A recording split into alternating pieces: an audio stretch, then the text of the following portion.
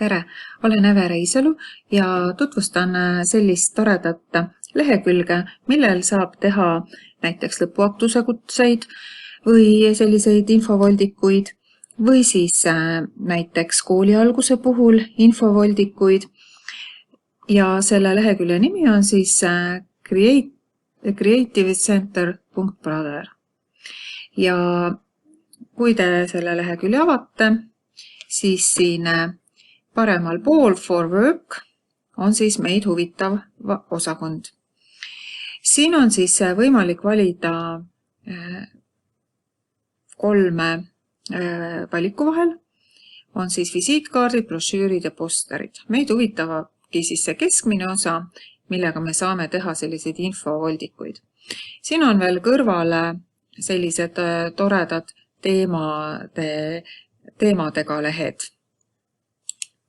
Näiteks hariduse oma ja siis siin on siis võimalus näha, millise kujundusega võiksid olla siis hariduse alla kuuluvad voldikud. Aga kui ma sooviksin mitte selliseid hariduslikke, valin siit brošüürid ja nüüd on siin hästi palju näidisvorme. On siin loomadest, on siin sporti, et neid tasub läbi vaadata. Ja võtame näiteks selle looduse. Need infovoldikud on kõik 3 paaniga ja need koosnevad siis esiküljest ja tagaküljest. Aga neid on võimalik teha ka 2-paaniseid, et siis lihtsalt tuleb kujundust muuta. Ja minule meeldib praegu see kujundus, klõpsan siia peale. See avatakse mulle ja kui mulle need värvid ja kõik meeldivad, siis ma vajutan siia, kus siis saan ma teda isiklikuks muuta. Nii, nüüd see siia mulle ette pannakse. Siin ma saan siis muuta teksti, klõpsan peale ja saan sisestada teksti. Ma saan seda tekstikasti kustutada ja ma saan selle lukku panna, et temaga midagi igaks juhuks ei juhtuks. Siis ma saan pilti muuta või pilti lisada ja kui siin ongi mingi pilt, siis ma saan seda alati muuta. Ja lisada dekoratsioone, aga alustame siis kõigepealt näiteks pildi lisamisest. Klõpsan pildi lisamise koha peale ja add photos and images, klõpsan siia peale.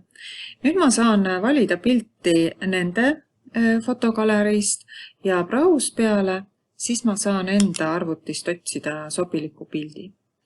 Ja võtan siit oma fotogaleeriist lahti mingisuguse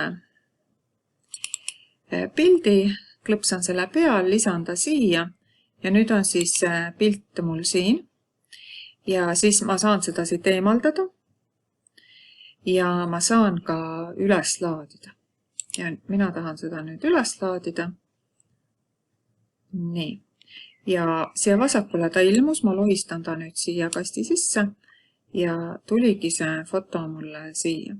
Ma saan seda fotot pöörata, ma saan teda zoomida, näete suuremaks, võtta näiteks ainult selle puhma, ma saan teda siin liigutada.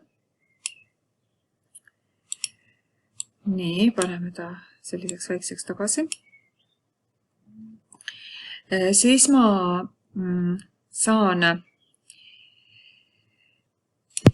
sellel pildil kontrastsust muuta. Saan siin neid sättida. Nii, milline võiks olla. Saan veel tema värve siin muuta. Et tasub läbi proovida kõik, mis siin siis nüüd mis siin selle pildiga saab teha. Saab panna varju siia pildi taha,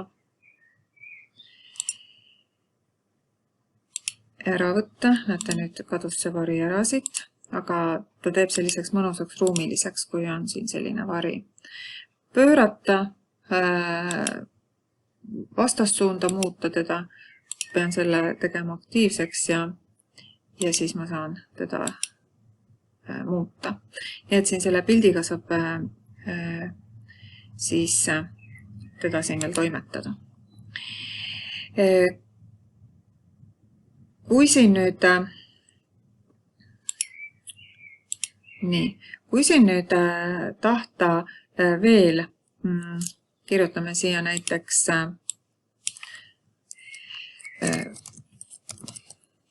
kontaktid, siis siin saab klõpsates selle peal ilmub teksti redigeerimise vahendid, saab kirja stiili muuta, kirja suurust, värvust, paksuks, kaldkriipsu, nii nagu need ikka on, joondus vasak keskele paremale ja samuti siis seda pöörata. Ja kui ma sooviksin juurde panna tekstikasti, siis ma klõpsan siia Add Text Box ja mulle tekib siia tekstikast, kuhu ma saan siis kirjutada oma jutu, mida ma siis soovin. Nii, ja kirja suurusega ma saan siis muuta seda, et see kõik ilusti näiteks ära mahuks. Teen ta siit natukene väiksemaks ja ei tasu tähele panna seda, et siin on nüüd teksti suurus 12, et tegelikult ta jääb päris suur, et ta ei ole päris Wordiga nagu võrdne. Siis siia saab, siin on see dekoratsioonide koht, siin on ka dekoratsioonide koht, et saab lisada dekoratsioone, siit tasub vaadata, mida nad siin pakuvad, milliseid. No, võtame siit näiteks selle. Nii. Ja lisa ja nüüd, kui ma tahan, ma saan ta siia lisada nurkadest. Ma saan teda siis väiksemaks ja suuremaks teha.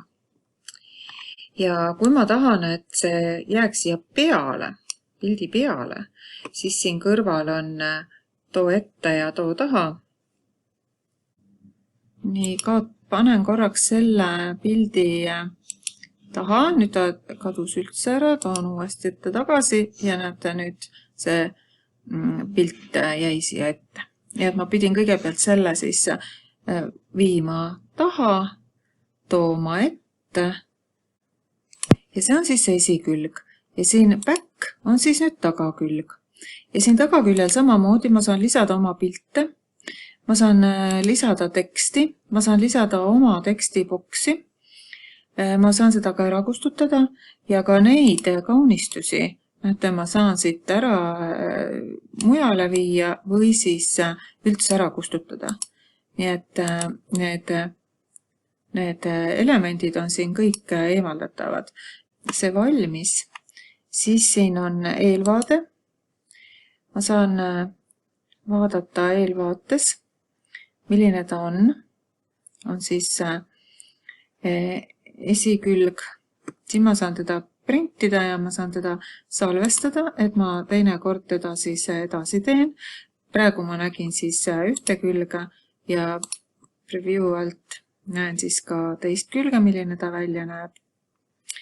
Ja kui ma teda nüüd tahan salvestada, et ma teen teda teine päev edasi, siis on selle lõpuga BCC lõpuga on siis, et ma saan teda hiljem edasi teha mingil teisel päeval või järgmine aasta. Ja save as PDF on siis, kui ta on juba täiesti valmis. Mina salvestan ta praegu hilisemaks tegemiseks. Ta laeb ta mulle nüüd alla. Ja lõpeta, panen selle akna kinni. Nii, panen selle siit kinni. nii. Ja kui ma nüüd näiteks tahan oma tööd jätkata, lähen jälle sellele veebilehele ja siin nüüd on Open Save Project. Klõpsan selle peale ja Edit File, laadi üles nüüd selle sama lõpuga, otsin üles allalaaditud kausta läks ta mul, ava, nüüd ta laeb selle üles ja näete, tuligi ette see minu töö ja nüüd ma saan teda rahulikult jätkata ja kui ma olen siin jälle toimetanud ja teinud, siis ma jälle salvestan ja valin siis, mis vormis, kas ta on mul nüüd valmis või jääb ta mulle projektiks, mida ma saan siis edaspidi jätkata. Head katsetamist ja uurimist!